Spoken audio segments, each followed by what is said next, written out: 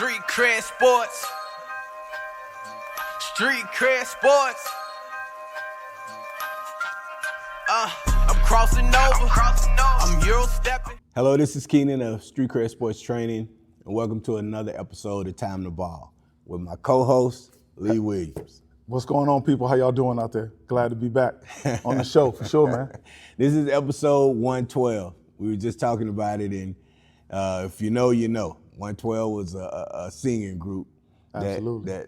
What did you say? They had me fall in love back in the days. Yeah, man. I had some. If I had any type of skill singing, I give y'all a bar, but I sang. We'll get the show canceled if I start singing. No, I'm in that same boat because when I was in church when I was little, they had me. I joined the choir. Right. And then they had me sing a song, and I had to sing solo. Ooh-wee. Man, you know what? After that, it was still solo. Solo. Nobody could hear me. I knew it went wrong when I started singing, and the pastor turned around and gave me a look. He gave me a look like, man, what the hell? No. Hey, listen, one thing about me, I would do anything to save potential embarrassment. They tried that with me. I'm like, nope, I quit. I quit on them. I rarely quit, but when it comes to singing. Yeah, so when you practicing your bars and you in the shower at home, you be like, damn, I got it going on. But then once you singing in front of everybody else, they looking at you like, I guess I wasn't hearing it right. Nah, I'll be honest with you. In the shower, I deserve a record deal. I'm gonna tell you right now. As soon as I step out, oh no, oh yeah, it sounds amazing. And it's always been like an ongoing thing, like, athletes versus entertainers. Right. Entertainers, athletes are always worried that R&B singer gonna take his girl. The R&B singers are always worried that the athlete's gonna drop 50 and take his girl. Facts. It's always been a thing, man. Why can't we just get along? Hey. Like, I'll be sure. I'll be sure. All right, if you don't know what we talk about, it's a previous podcast where we mention out. I think it was 109, 108, one of those. Yeah, you'll know who I'll be sure. Okay, so without further ado, we're gonna get into some things that interest us. First thing is, there's a beef. Klay's been beefing with quite a few people. Who was that he went at? He went at somebody who made a comment. Patrick Beverly. Yep. Someone else made a comment that, as well as he should. It was disrespectful. Yeah. They had it, instead of, saying his girlfriend or his female, they had an explicit word they used. So they mentioned his girl who he's in a relationship with, Megan Thee Stallion. He went off on him, and Klay's one of those polite trash talkers, right? Like, for sure, he's not gonna really use foul language or I'm gonna beat you. He just was like, man, y'all need to do better. And that's way better than what somebody like myself would have done. But for sure. So his latest thing was Mavericks played Memphis, and Mavericks lost. After the game, Morant had some words for him, called him a bum, said that the shooter that they have is better than bro who used to play with Golden State. Ja didn't even play that game. He was sitting on the bench, and Klay, went at him. There's video of Ja actually pointing at him like this, pointing at him in his face, and Klay ended up moving his hand like, man, don't put your hand in my face. Yeah. And then after that, Klay, when he spoke on it, it wasn't like he didn't trash talk him. He just said like, man, we had so much high expectations for this guy, man, and we're waiting for him to get it and be who we thought he could be, but he's over on the bench talking trash. Yeah. The biggest thing I think Klay said was he don't want to be accountable. Yeah. He doesn't want to be accountable. Now look, with all the issues that you've had in the past, you would think he would learn. He hasn't figured it out yet. Yeah. you're in street clothes. They say you have a calf strain. They're really trying to get rid of you because they don't want you. And the problem is, the league, there's a couple takers, but like they don't want to deal with on the back end with the attitude. Yeah. Like then you get on a live TV on NBC in street clothes and say, yeah, who's the better shooter? Not that guy from Golden State. Like, in the league, I know per se. Obviously, I've never been in the league, but typically when you talk trash like that, you have to win. Yeah. And Ja, they've been waiting on you to win. You've said I'm good in the West. You're saying all these things, and it just reminded me. Ja reminds me of, with all due respect, reminds me of when I was in high school. We used to go on Fort Bliss and play, and the GIs, the military guys, GIs, running their mouth, talking like they gonna do something and do this and do that, and we sweep them off the court. The next group, they talking, and they can't play. Yeah. Like they're shooting like Bill Cartwright, Jamal Wilkes. And no, Jamal Wilkes can hoop, but like he had a slow or winding orthodox, shot. yeah. Like, and then you ask them, they've never played. Yeah. So and I'm not talking about Josh's play. I'm just saying The trash talking part. you haven't won. Yeah. You haven't even gotten to a conference finals. Yeah. And you running your mouth. You've been suspended half a year, 50 plus games. I mean, you get on interviews saying, oh no, ask the coaches. They don't want me, or like you're not playing well. And people can see it, your attitude. Yeah. Like you're driving. It's gonna come a point where Nike's gonna pull. Yeah. And that's where he's getting to. And I just think, I'm not gonna say get rid of the folks you're hanging out with, but that might help. But you've gotta hold yourself accountable, man. People, when you have that stardom, that doesn't mean, in his mind, it means I could talk trash and say whatever I wanna say. Yeah. Like, you gotta have some reserve and some professionalism about you. Yeah. I'm done with him. Yeah, I've been waiting for him to turn, the corner. I've been like really huge. I've liked him even when he was talking trash because he was backing it up. Correct. Back at the time. But then it was a point to where he was still backing up. He was still playing. But the trash talk from them, the whole team, was as if they had won. Correct. Right, a Correct. championship, or they had just played in the finals, and they hadn't. And now that peak that they were on, now it's going on the downside. Right. And I don't think he's ever going to be accountable. I feel bad because I don't ever want to root against somebody. Absolutely I not. want to root for people. Now I just can't, I'm just like, whatever happens to that guy. Because they don't understand. The league is moving on because there's always talent coming up. No doubt. They're going.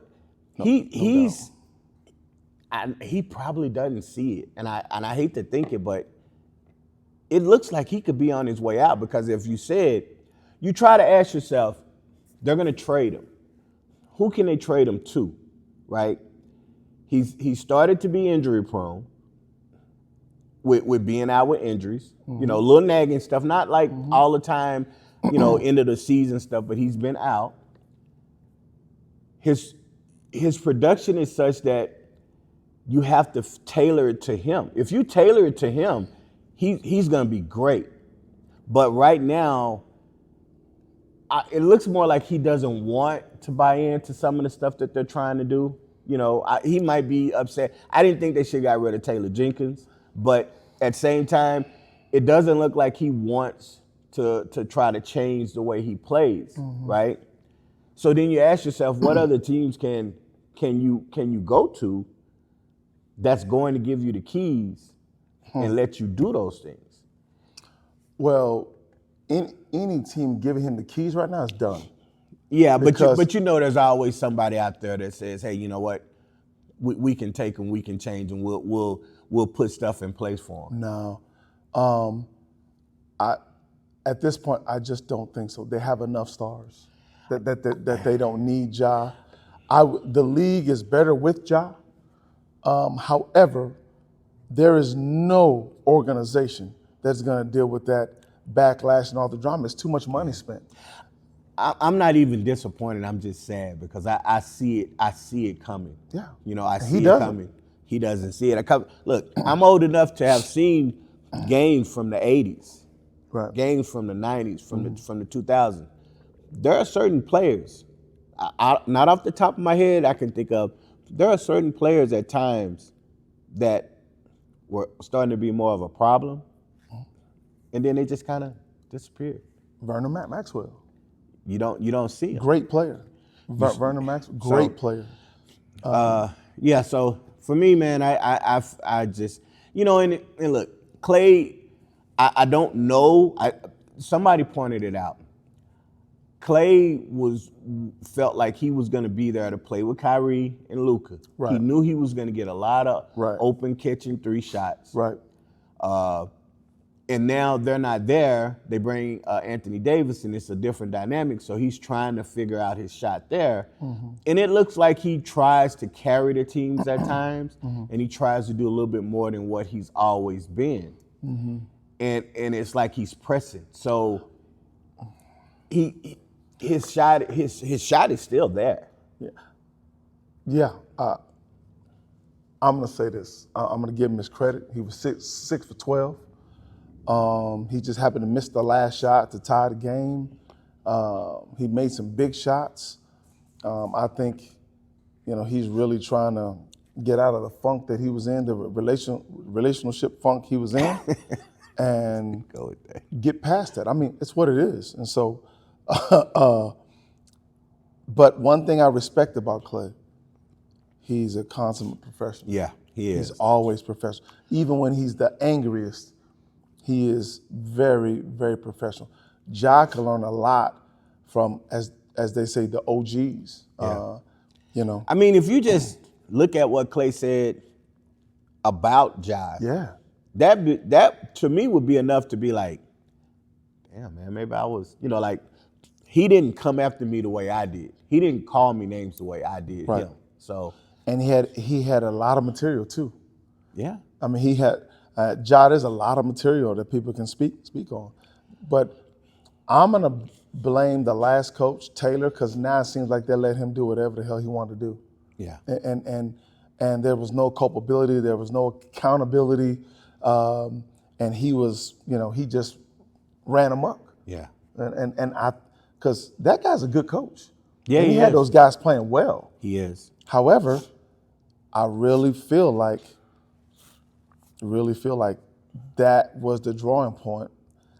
The front office had to say, hey, man, we got to go because this guy's a problem. Yeah. And now you don't want to buy in? Like, Ja, it's a blessing that you're in the league. You Yeah. went to Murray State. Yeah. Look at where you've come from. And it kind of looks like, okay, you got rid of a coach that he was with. Mm-hmm. Desmond Bain, Dillon, they're both gone. Mm-hmm. It's almost like we're going to bring a new type of stuff. We're going to build around some of these other guys. When they start getting rid of all of the sporting cast that was around you and stuff. That was successful. Yeah. Now, if Jaren Jackson wasn't the potential superstar he was, I would say they might have looked at moving him.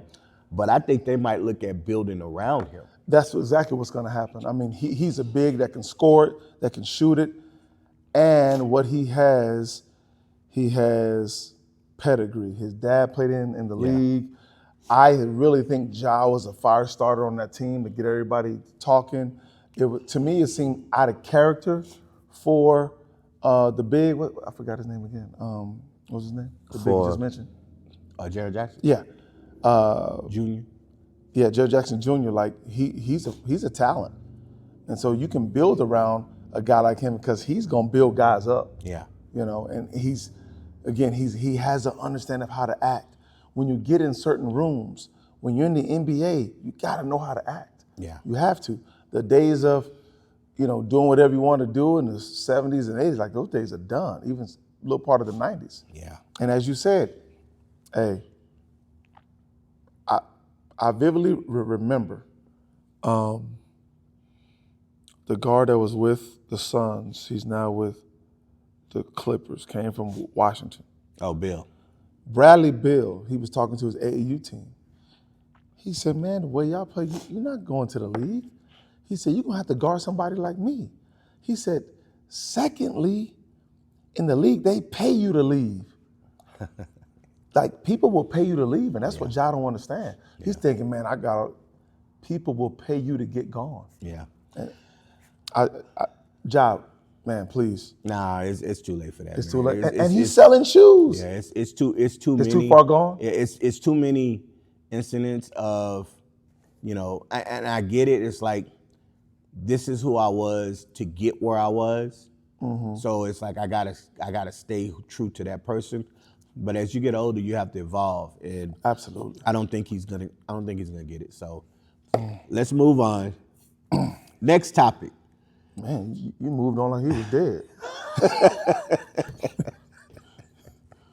Wow. All right, so next topic. Dreymond Green, Ooh-wee. Kenyon Martin. Ooh-wee. That's one of those incidents where, if they show up and they're in the same place, that's gonna be a fight. For sure. That's gonna be a fight. For sure. So for those of you who don't know, Dreymond Green, when Kenyon Martin was talking about tough guys on their podcast, mm-hmm. he was talking about Dreymond, but he didn't list Dreymond as a tough guy. And, he went all reasons why. Mm-hmm. Then Dreymond called Kenyon Martin an underachiever. Mm-hmm. That he didn't do much. He got to the finals 2 years and stuff. He sniffed the finals and stuff. Mm-hmm. Kenyon Martin comes back with a list of 50 players that were better than Dreymond Green. And some of those I don't agree with. Now, it was a list of 50 like forwards or power forwards that mm-hmm. were better. Mm-hmm. And it got me to thinking, what's more important? Because Kenyon Martin's list were mainly guys who could score.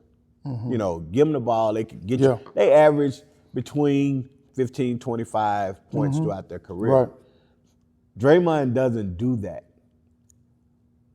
So does it make them a better player than Dreymond?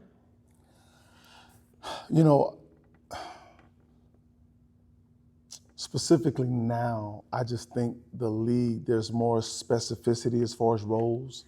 Like, they got guys who pick and roll to the basket, and they're dunkers, and those guys make 15, 20 million. Right. In Kenyon Martin's time, you had to be able to play. You had to be able to score. You had to be able to do something.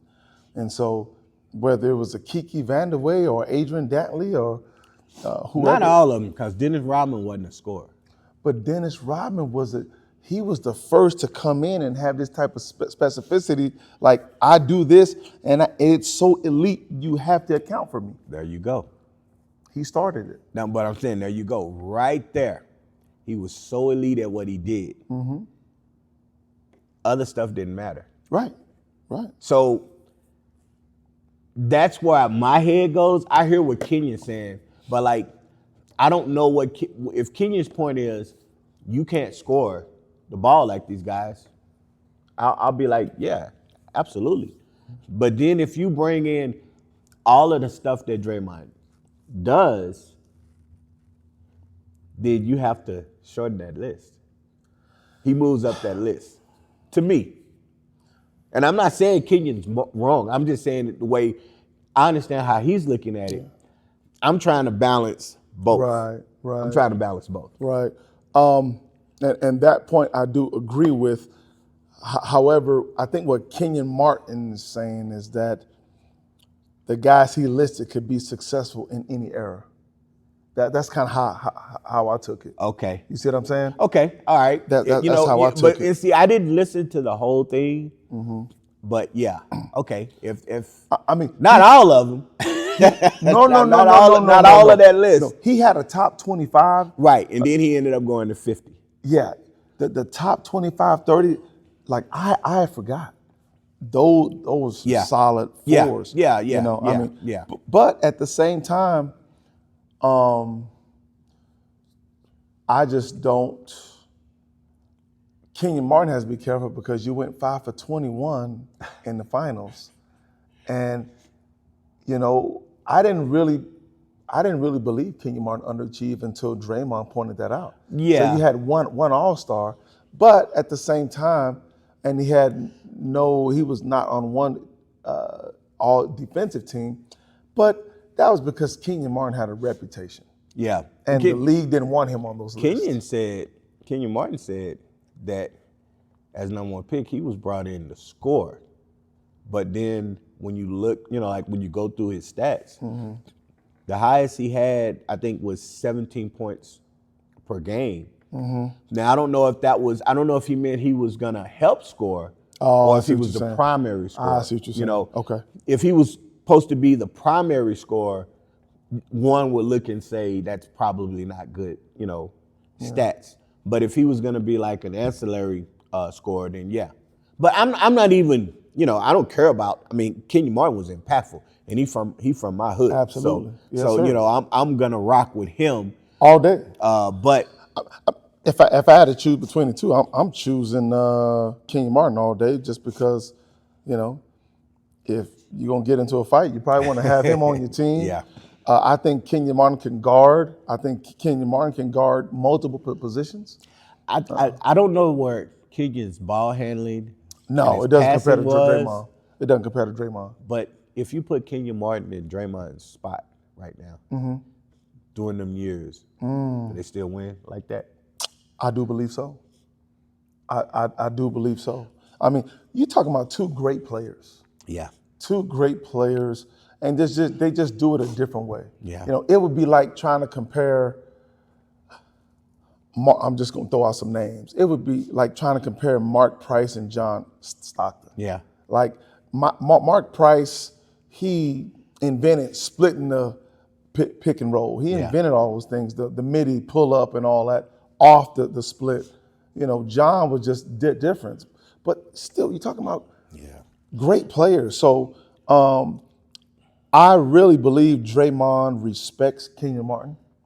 And I think that's going to catch Kenyon Martin, maybe caught him by surprise. I'm proud of Dreymond. He's starting to be a little bit more professional now. His antics of all because he was getting on my nerves for a while. He's another one that was in that Ja Morant. I mean, he won. He was about to get traded, though. But you remember that year? Yeah. Before they won. Yeah. He was about to get traded. I don't know who talked to him, but he figured it out. And now. Did he? I think he did. Nah. Yeah. He cost him a championship. He's cost No. him. I'm saying the last championship they won. Like, he was about to get traded before the last one they won against Boston. Yeah, but then after they won it, it put him on he had this invincible attitude, mentality, because afterwards he's been Punch kicked somebody out. in, Yeah. I mean, it's like, and I get that that's who you have to hold that fire, but you can't help nobody if you're not on the floor. True. Now, I'm going to say this about Dreymond Green. Dreymond Green got drafted because he could score. Right. And could handle. Yeah, and that's the thing. It's like he's such a unique player. Right. Like, here's what I would wish.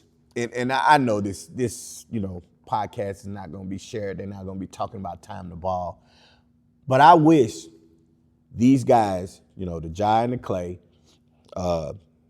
Dreymond and Kenyon, would have discussions and disagreements rather than this. For sure. That's what I would wish. For sure. But, sure. It is what it is. Look, man, Dreymond is unique. Kenyon Martin is just a dog. Yeah. Like, there's only one or two guys that would even think about messing with Kenyon Martin. And guys like Derek Coleman and those guys are different. Yeah. Fantastic players. You can say Kenyon Martin underachieved. However, I just feel like he's not on those lists because he was one of those names that were blacklisted back in the days. It's David Stern we talking about. Yeah. You know? Yeah, and the thing with Kenyon is, you know, once your career is over, if you look back and say, man, I probably should have scored more, right? Mm-hmm. He could have scored more, I think, if he wanted to. Absolutely. But then I think every game, every season presents a new challenge or something that you feel like you might have to do. Maybe you start scoring more, but now you're losing it defensively because you're not, you know, anchoring the defense or grabbing as many boards. So, but look who you play with. Melo, when he's with the Nets, he's not going to be that top yeah, scorer. now with them, yeah, but like, I mean, that whole Denver thing with George Karl was he messed that up. Well, But- we should get into that another time, for sure. Yeah, we need to. We definitely sure. need to table that. So, all right, so we're gonna go ahead and take a break, and then we'll be back.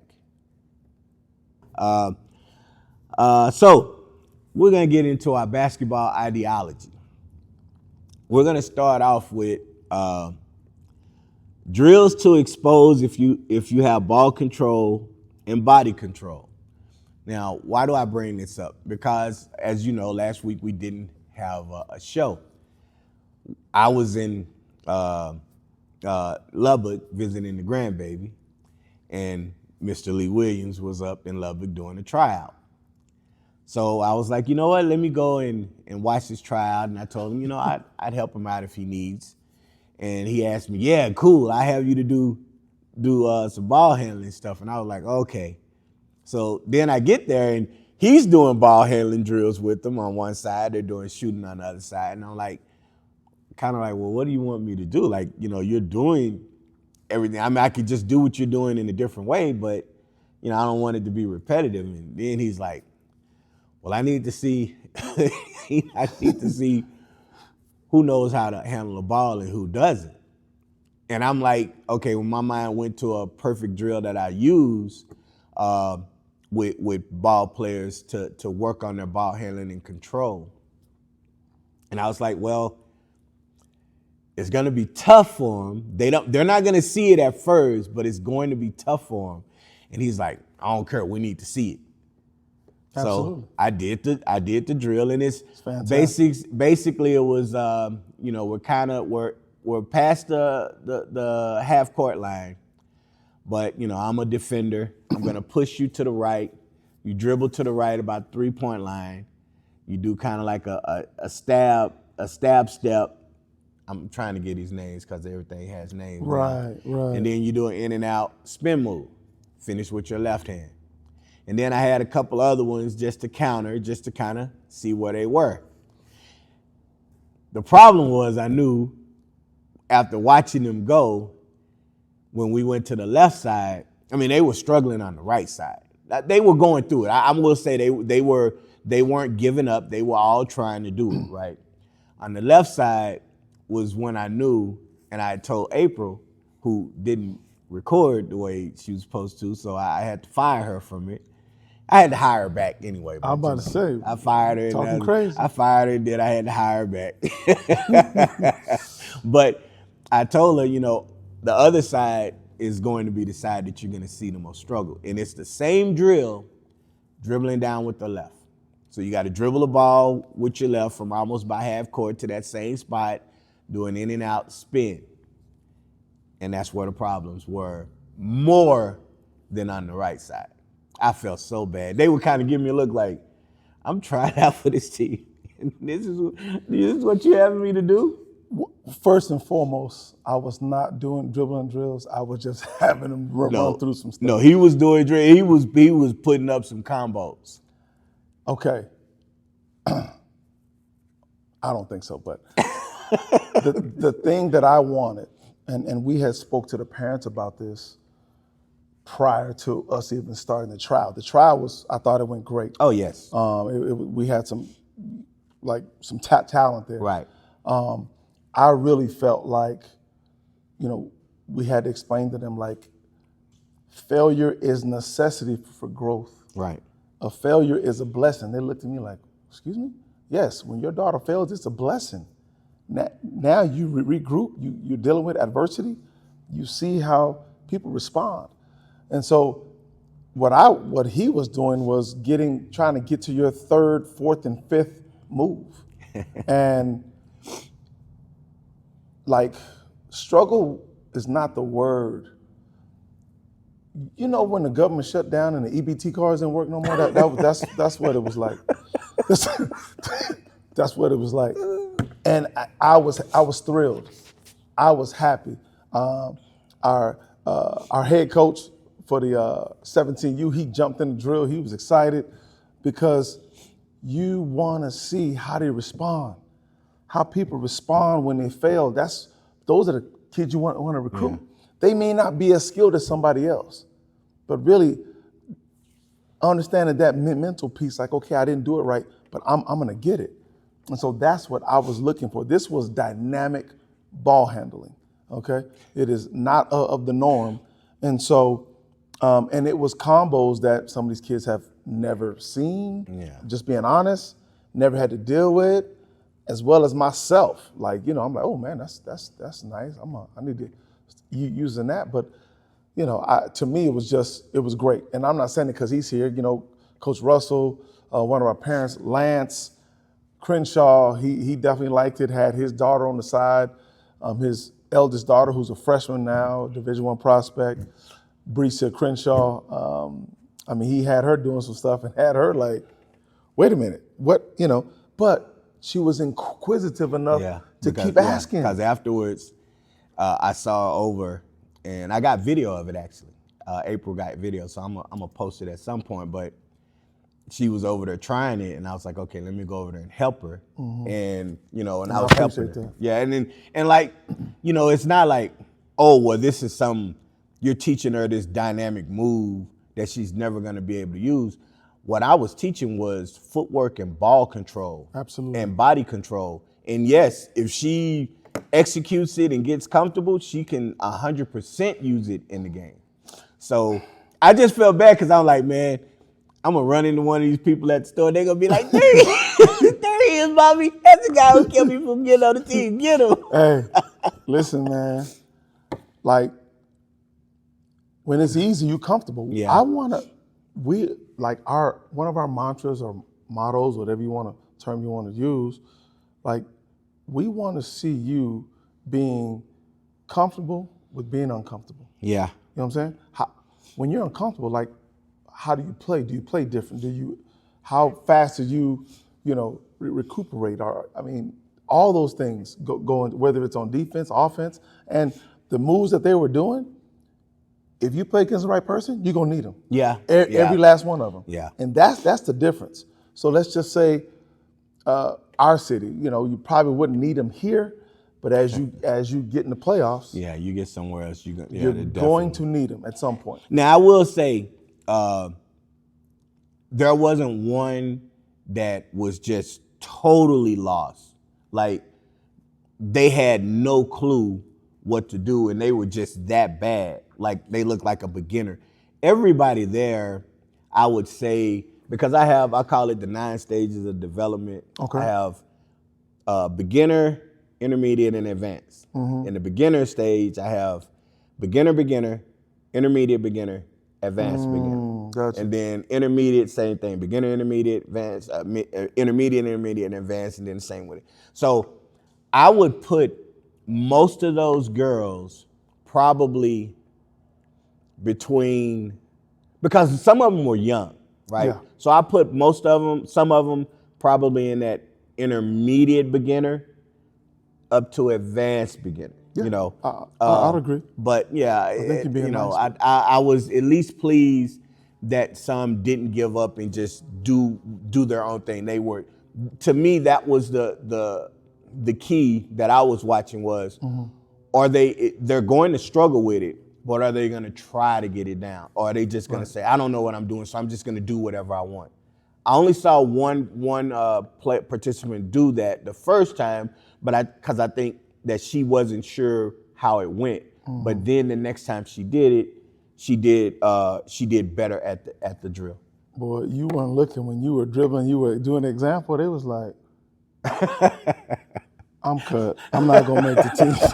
I'm not gonna make the team. Now April's over there, and April tells me that, because I was like, because I try to immerse myself in it to where it's just me and the kids. Nobody else, is around. So I'm singularly focused on it.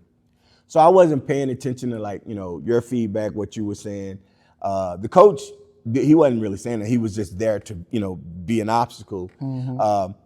But I was wondering, what was the feedback from the parents? And she was like, a lot of those parents weren't happy because their kids were struggling.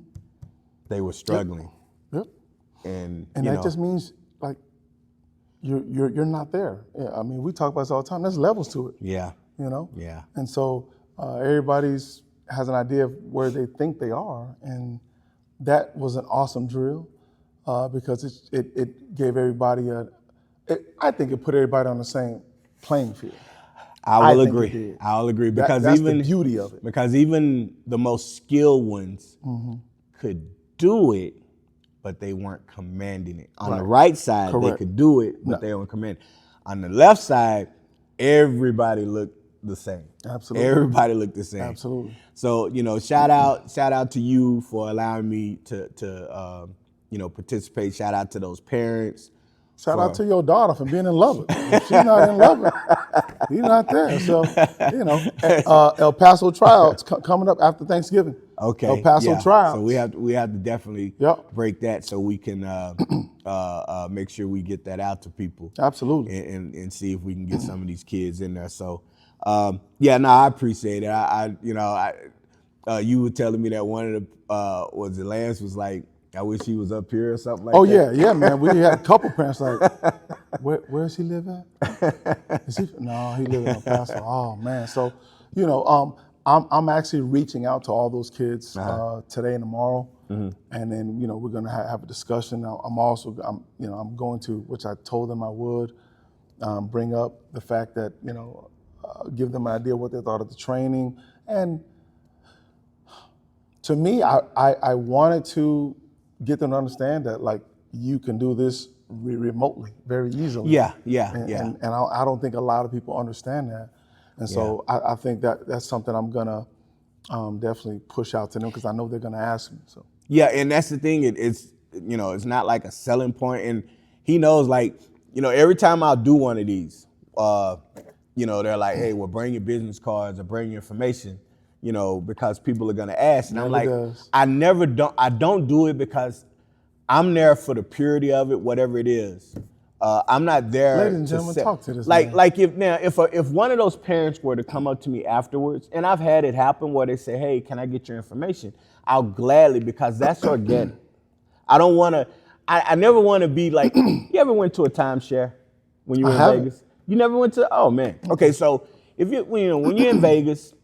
Some of these places, they have these timeshares, and if you don't know what a timeshare is, you're paying for a property. It's like you're leasing the property and you get to use it.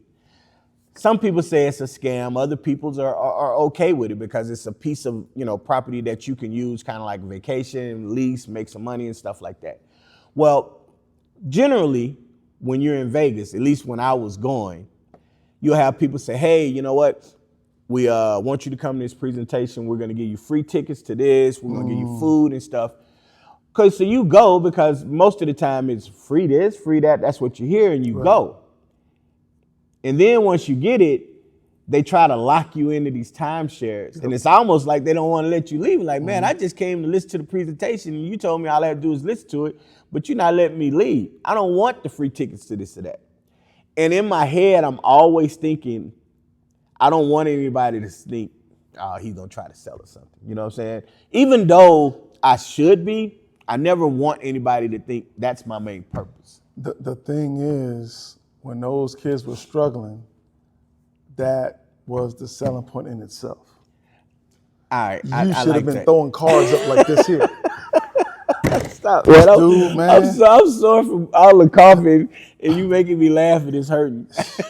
Man, he is this guy. I'm serious. April doing it. This guy, he doesn't understand. Oh man. my God. I'm waiting on him to, and nothing. I'm like, man, what? Yeah, no, it's because it's about yours. Now, if it was my event, then possibly I might say something. And she gets something as well. April's like, you need to plug what you're doing. I'm Absolutely. like, no, but I'm not gonna come in. That's part of it. But now that you're going to be contacting them, I'm definitely going to give you something that you can have them to like a QR code or something, because we are starting to expand into more online stuff, man. And I can do These virtual. kids need it. They need it. I can do virtual. And look, I don't even see it as a selling point. These kids need help. Yeah. So you have to present that to them, because most people won't. Right. They just won't. Yeah. And you only know what you know, right? Yeah. So, that's something that I think we just have to see it a little bit different, because I'm a lot like you, man. I don't want to be telling everybody I'm this and this and that, but it's not about that. Like, you're stating who you are. You're not lying. Yeah. And so. And then some of those kids might have development trainers or people. And I don't want them to feel like, because that wasn't a development drill, right? So I don't want trainers like, oh, he was over there trying to sell, like he coming over and I part of the state and he tried to take our kids. I don't even think it's like that. I think a lot of these kids, if they had something to do online, they would continue to do that additionally. Yeah. I really do. Yeah. And some of these trainers, they're just not good. They're just not good at training. I'm sorry. Yeah, I've been seeing. Yeah. I saw a guy here. He's online saying, "I've watched El Paso basketball, and I see girls. Well, I can just speak for my girls. I see my girls improving. Well, how would you know who's improving if they're not your kid? Like, it just doesn't make sense. I will say the basketball in El Paso has made a major dip on the girls' side. You think so? Okay, man. You see that look? No, I'm just like, that was you done lost your damn mind. That was a look like, man, you need to come see. So, like, it's so bad, you should be at basketball games passing out cards, posters, flyers, because it has really gone down. I think right now the best class is like that 6th grade class. That's coming up. 6th, 7th grade class coming up. That class is going to be amazing. But I'm sorry to cut you off. No, you're not cutting me off. The weirdest thing is, a few years ago, everything was trending up. Correct. And then I asked myself, not am I responsible, obviously, because I hadn't trained everybody, but the addition of what my business does, and then all of a sudden the growth of all these other places, having leagues, people having teams, they're doing development, they're doing camps, other people starting to train. My thought was, it's, everything's going to start to ascend. So with you saying that, then I have to wonder how much of what I do actually helps.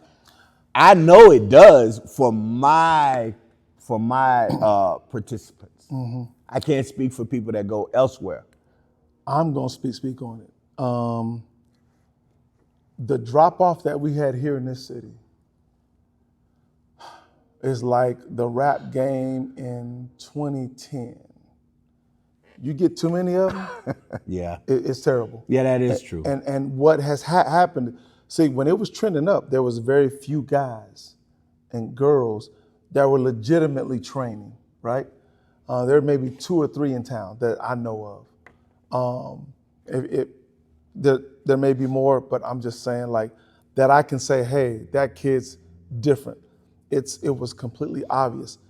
Everybody has seen the money aspect of it, or what they think the money aspect is, and now they consider themselves a trainer. Yeah. And so I know how to teach a crossover.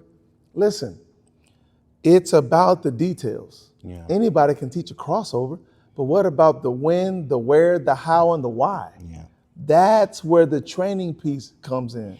Yeah. And we've got people that have, left the coaching from the high school and are now trainers. And I'm like, well, your kids that you had weren't skilled. Yeah. So how are you now deeming yourself as a trainer? That is interesting I because don't you get that. you do a lot of developing.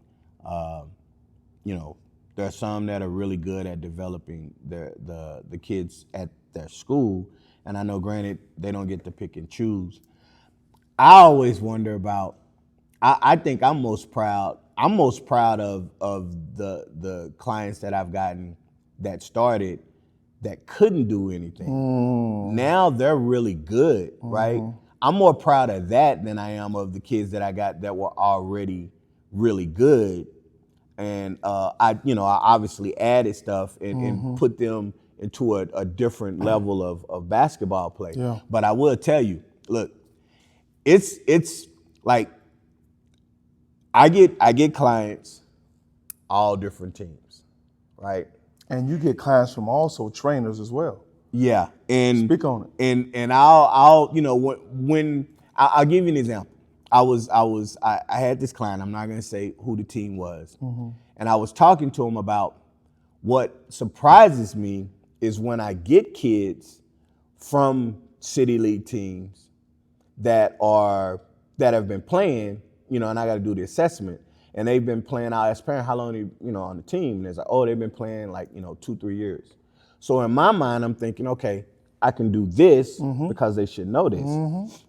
And those kids have no clue of what to do and what they're doing, and it's basic fundamental stuff. Yeah. So then when I ask the parents about, hey, well, what are you guys doing in practice? And they tell me what they're doing. It seems to be the same thing. And then the parents will say, the coach, good person, but they've never played, they don't know how to develop. And then that's when I say, well, that's why organizations such as myself is here. My thought is, you know what you know, and you don't know what you don't know. So if you don't know how to develop, you should contract with said organizations. Outsource it. Outsource it to do that. Or if there's a parent of a child that has played, that knows how to develop, get that person involved and let that person develop, right? But it's not a lot of doing that. And it's really bad. And I'm like, I'll look back and I'll see people commenting, and they're quote unquote the top teams, right? And they'll be like, yeah, well, our team does this. And I'm looking at the side eye like, man, I had like 4 of your players, that come. Because I don't know what some people think developing is. And then some people think, well, if they because you're gonna always have kids, like some players are just gonna be naturally talented. Right. They're just gonna be ready and hungry to learn, right? Yes, sir. You get those players, you get 1 or 2 of those players on, your team looks really good because all you have to do is have some other players that are decent. One of the biggest things, and again, I'm not gonna speak on the team because I don't want it to come across like I'm dissing the team. But there's a team here locally that had really good talent. Those kids could play, right? Winning, and stuff here in the city league. They go out, they do well. They were winning. They weren't playing in the high divisions, right? In middle school, high school, and then I was talking to a parent, and they were like, "Yeah, we're really good and everything." And I say, "Well, you're gonna see how things go once you get to high school, because you played as a chemistry, but you didn't develop all of those kids in the areas they needed to be. So those kids that you have that help your team because they were great shooters, they're gonna go and they're gonna find out that they need to do more in high school as a great shooter." Absolutely. Those kids that were rebounders, that were great rebounders, are going to go to high school and realize that they're not post players because they're guys 5 to 7 inches taller than them. So now they don't have the necessary skills to play. And I be damned. Once they went, some of those kids didn't make the team. Ooh-wee. Other ones made the team, but they weren't where they were with that team. Absolutely. And it was great. It was a beautiful thing to watch that team. But the development as you go has to continue to grow. Right. And, and then it's like those kids, you figure out as great as the team is, as great as these players are, you're figuring by the time those players become sophomores and junior, you're going to hear them on coaches' radars. And it doesn't happen. No, sir. No, sir. And the problem is this. People have focused on teams so much. In their mind, us winning more games is development, and it's not. Right. I tell people, like, look, here's an example. Me and you are point guards, right? Okay. The coach wants you at the point guard and wants me at the 2. Okay. Size difference, whatever. Cool. All right. We play all summer. We're not on the same high school team. We play all summer. We come back. My coach puts the ball in my hand in high school and say, hey, Lee, take us to the promised land. I haven't built those skills. Right. I haven't even worked on them. Yeah. Because I'm so focused on my role with my city league team or even a travel team. And it could be the opposite in high school as well. Same thing. Absolutely. So, yeah, exactly. So in high school, I'm 6'1", I'm on the post. But you go to a legitimate travel team, you're going to be a point guard or maybe a shooting guard, maybe. So you have to develop and hone your skills in all areas. I would just say specifically ball handling and shooting. Like that's something, dynamic ball handling, not dribbling to your left and then dribbling to your right. No, dynamic ball handling and footwork is going to be crucial to your development. Well, it's because on my team, I just rebound. Okay, well, that's not going to help you. Are you trying to go to college? It's not going to help you. And so I've had to redirect a few parents, even the parents that we had a check-in once they, either direct message me, DM me, or text me like, I'm a 5'2" shooting guard. No, ma'am. Don't. This is not the type of language that we use. Yeah. A 5'2" shooting guard does not exist anywhere. No. Anywhere. So, a small guard on the women's side is 5'8". Right. A small guard on the men's side is 6'2". Yeah. The NBA is talking about getting rid of the 6'2" guard, unless you're Trey. So.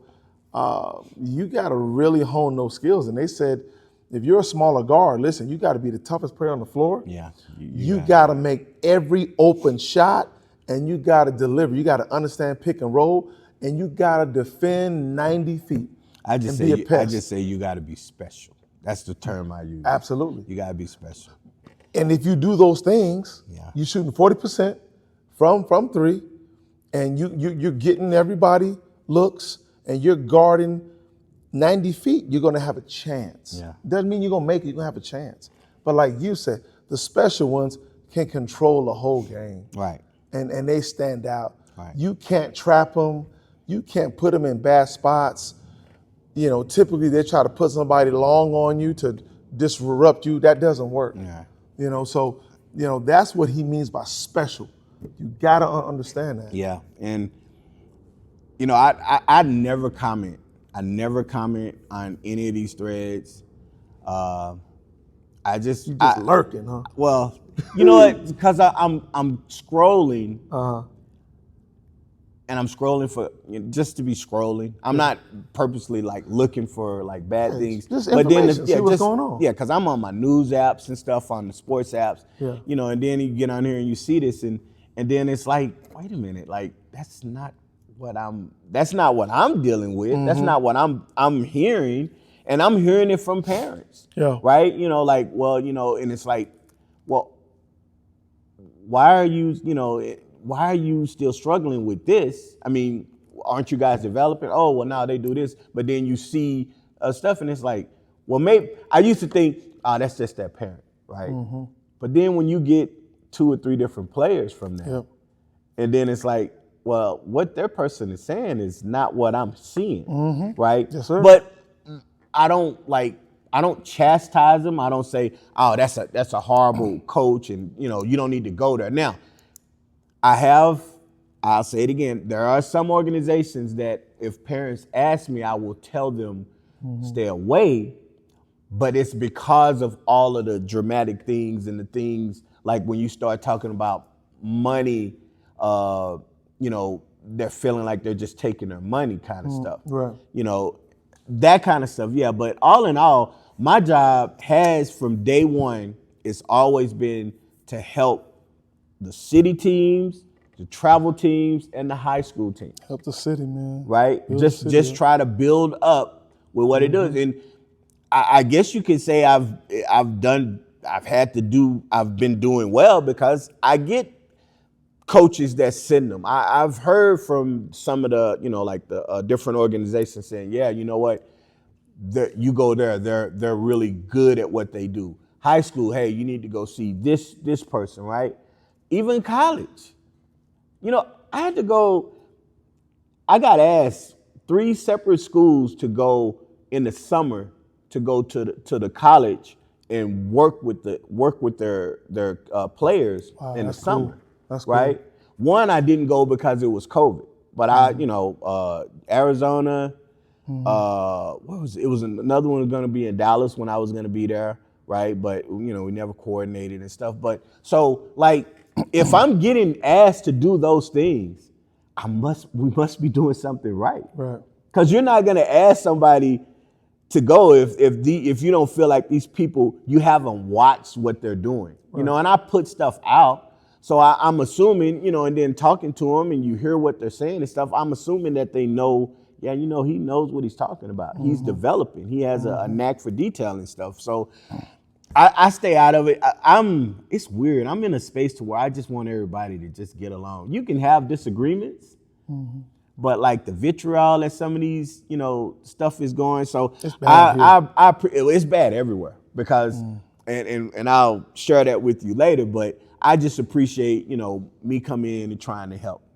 Gotcha. All right. So time for the best part of the podcast. Yes, sir. Let's get to it. You done lost your damn mind. Now it is, interesting because the topic actually relates to somebody we was talking about earlier. I didn't do it that way, but that's what we chose to talk about today. And I'll say in their heyday, Okay. at the top of their powers, who are you taking, Dreymond Green or Dennis Rodman? Are we talking about eras? Now I'm just saying because I think they could both play in both eras.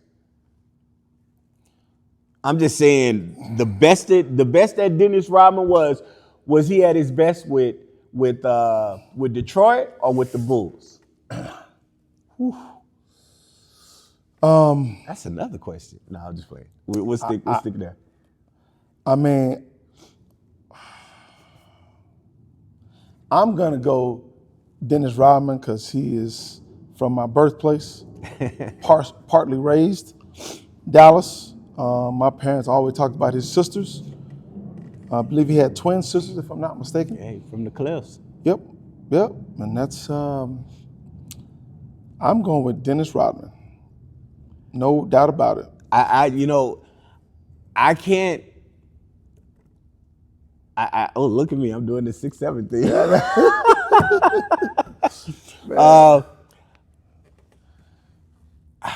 I'm gonna have to disagree. I'm gonna have to go Dreymond. Here's the only reason why I'm gonna say Dreymond. Handles. It's because on the offensive side, he did more. He does more on the offensive side. Not necessarily scoring, but the handle part. And it's crazy because Rodman handled the ball in high school as well as in college. But that wasn't what he, was doing. But there were games where you see Rodman get the rebound and he's dribbling up court on a fast break in the NBA, and it's like, ooh, that looks like a 8th grade player dribbling up the court, right? Yeah, for sure. So that's the only nod I would give.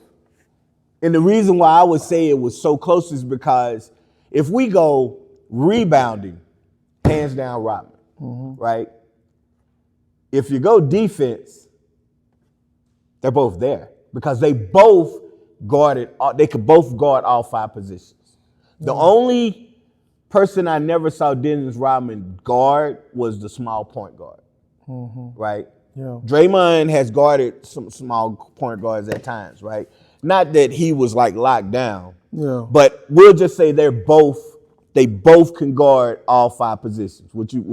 They both guarded all 5 positions. I agree, man. Right? So rebounding, damn, if I do it like that, I have to say it's a tie because rebounding, it's really close, man. Rebounding is Rodman, right? They both guarded all 5 positions defensively, right? You're gonna think I'm crazy, but Dreymond handles the ball. Rodman is a better shooter. You're gonna think I'm crazy, but Rodman can shoot the ball. He didn't show it. I know he could shoot, but he didn't show it. I mean, to me, we're just splitting hairs. Yeah, we're splitting hairs, man. It's so close to the thing is, they're winners. Like Bottom after I just said that, I'm like, well, damn, then it's a tie. Because you gotta look. Like Rodman did it with the Pistons, and then came and did it with the Bulls. 2 different type of roles, 2 different type of teams. No, that was the same role with the Bulls. No, man. Rebound and defense. Yeah, but he wasn't that. But see, they didn't need him to defend the wings because you had Scotty, Ron, and Mike. But I'm saying like he was Destructicon when he was with the Bulls, like early on in that. I think Rodman was just more of a energy guy. I'm not saying he couldn't play defense. He was more of an energy guy with the Pistons. Yeah. And then they found out like, oh, wait a minute. He can defend. Yeah. Yeah. So, I see what you're saying. The only thing is, could you put Dreymond on another team? I think you could put him on another team and he would probably be the same as what he is. Look, for Dreymond to come in as a scorer and a handler at 6'8", 6'7", oh, here we go. 6'8". Like for him to literally say, okay, I'm gonna change my whole role and I'm gonna do this. Right. And become a Hall of Famer is amazing. I mean, think about it. It's a lot of players that have come in that were exceptional scorers, but they weren't gonna be scorers in the league. They had to find another role, right? But they weren't as good. I think with Dreymond, I think it was just the scoring. He wasn't scoring like he did in college, but everything else translated. But see, I think Dreymond, and you hear him talk about it, he created this role. Right. He looked and said, okay, how am I gonna make the team? I'm a second round pick. Yeah. Oh, they don't have a tough guy. Yeah. Okay. I gotta be that. But and that was his role. I mean, but he couldn't just be a tough guy because there are really no tough guys in the NBA right now, right? But what I'm saying is, I think he's a guy that demanded respect. And people didn't want to mess with. And you weren't going to talk to Klay crazy. Right. I guess what I'm saying is, I don't want to give too much credit to his quote unquote toughness. I want to give more credit to all the other stuff. Because if you take away the tough persona, he's still a great player. Absolutely. And what I mean by tough, I get what you're saying. Tough now and then back then it's 2 totally different things. I understand. Meaning like a gritty guy. Yeah. That's what they need. A glue guy. Yeah. And that's what Kenyon said is he's one of the best glue guys. He is. But he's not one of those top players. So it's splitting hairs with it is, that. Man. It's really because I'm thinking, and then when I did the 3, pedestals, defend, rebound, handling the ball between those 3, like they both got 1 and 1, and then they both tied. So if I had to say it, I would give Dreymond the nod but then it depends on the team. Because if I'm a team that doesn't need you to do anything offensively, I'm probably gonna take Dennis. Yeah, true. But if I need you to be able to handle the ball and help run sets, I'm obviously gonna go with Dre. I don't know, man. I just think Dennis was the first, and Dreymond has something to at least look at. Yeah, and I would say I've always thought of Dreymond as Dennis 2.0. just with a little bit with more handles. You know, running an offense. Like I could have seen Dennis being that type of player as well, but Yeah. well, different eras, man. yeah. So I don't know who won because we both kind of hopped on the other side. Of the fence. Both like both. I like both. Yeah. Guys. Oh no. Yeah. Me. Absolutely. Like so, it was just like you had a question, so we was trying to analyze it, and like the more I think about it, the more it's like, you know what, it's more tied. But I just give him the edge because his offensive ability was shown more in the league. And I give Rodman the edge because you've seen him on a different team. Yeah. Well, when you go from the Pistons to the Bulls. Yeah. Yeah, well, you done lost your damn mind. I'll just say that. All right, so, we're going to end it there. Hope you liked the discussion today. It was a little deep, a little heated. Like, subscribe, follow, comment. Let us know what you think. We do get some feedback here and there. It's not yet at the barbershops, but it is out there. So let us know how you feel.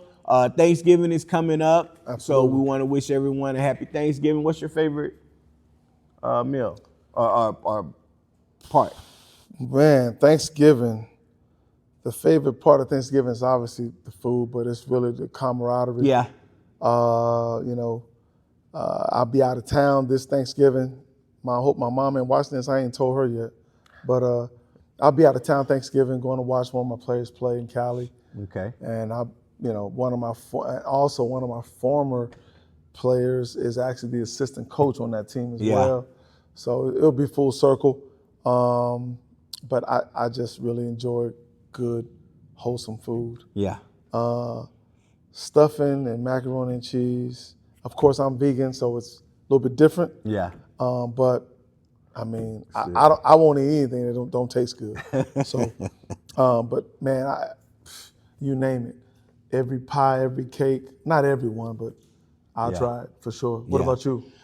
You know, hold on, I'm gonna stop you. Are you making the famous banana pudding? No, I'm not.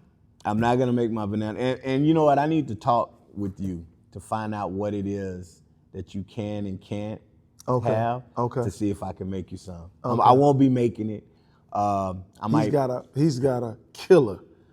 They literally call in. They don't even call in to get training. They call in for banana pudding. Are you making some? Can we order some? Yeah, man, it's incredible. Yeah. Okay. I think it's the dressing. The dressing is my grandmother's recipe that she passed on to April to make. So it's the dressing. Her turkey is like, she could cook. I mean, like, I've had, food from other people, and it's like, it's okay or it's pretty good. She can cook, man. It's like, and I don't say it just because, like, if she was okay cooking, I might not even say nothing, but she can cook. Yeah. She put her foot in it. That's what they say. That's what they say. She put her foot in it. They're like, ooh, that's nasty. No, that's a term of, that's a compliment. You put your foot in this. That means you put your soul in it. That's pretty much what it's saying. Man, I have some good cooks around me. Yeah. My sister Ruby Williams, Josie Contreras, like fantastic. Nice. Cook. Fantastic. She's had me eat things I've never eaten before. Yeah, I know. I'm there. Like, I like 10, 15 years ago, there ain't no way in the world I was going to eat that. Now it's like, oh, it's pretty good. Yep, same. All right, so we're going to end it. Y'all have a happy Thanksgiving. We're going to end it the way we always do. If it was easy, everyone would be doing it. We're out. Peace. Street cred sports, say it with your chest. Yeah. Go get it from the net. Street cred sports.